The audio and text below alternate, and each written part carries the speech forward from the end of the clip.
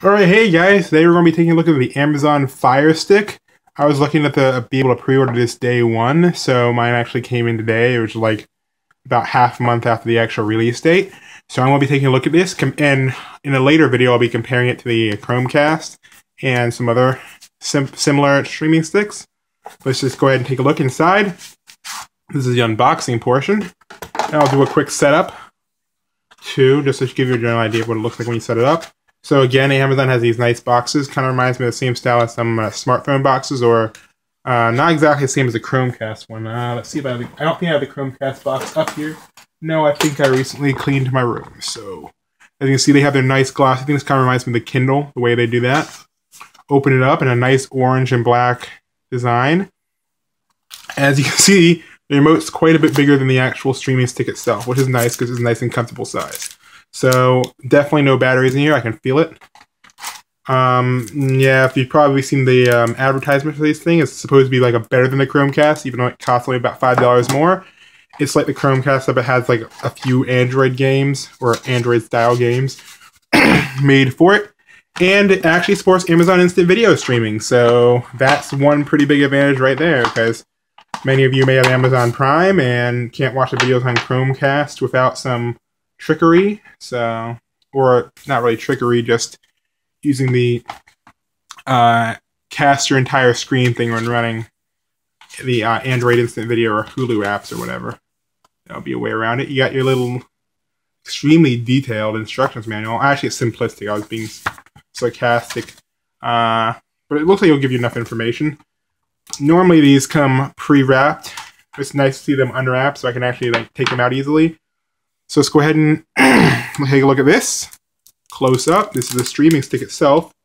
Let me get a Chromecast for size comparison. I'll do a size comparison in my other video. It's about the same size as the Chromecast just from looking at it.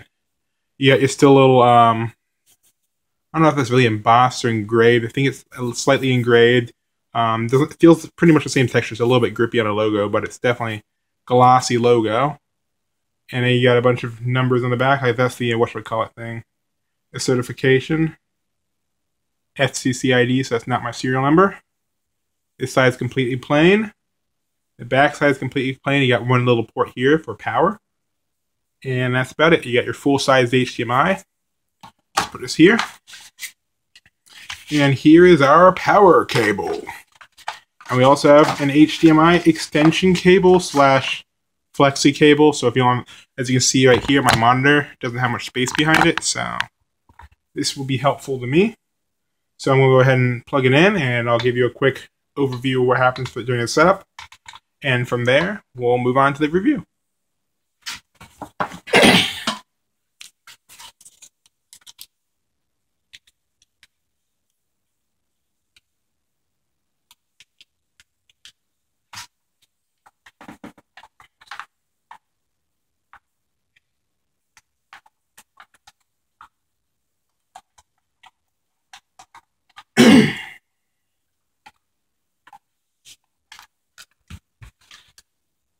All right, let's go ahead and switch over and plug it in.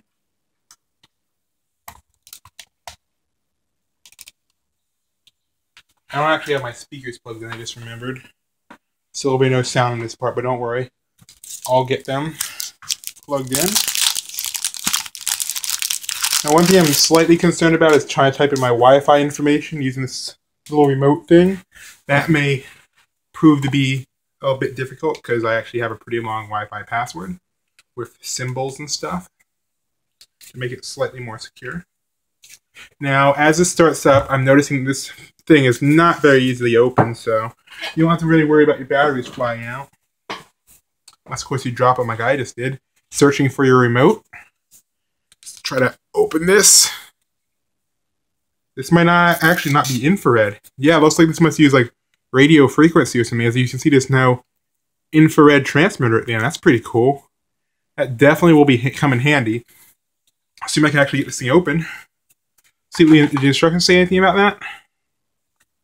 Maybe I'm just really bad at things. Yeah, it's probably I'm just really bad at things.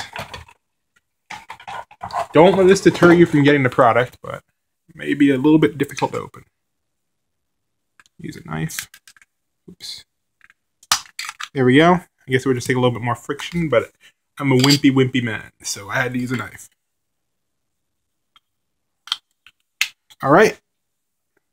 I have severely doubt. Severely. I am doubting that this is Bluetooth because Bluetooth would make it more expensive than $40. Since I'm an Amazon Prime member, I only paid $20. So, all right. And now we got this in, and it says, press the play button to start without the power adapter. It's telling us that they have an official power adapter that I am not using.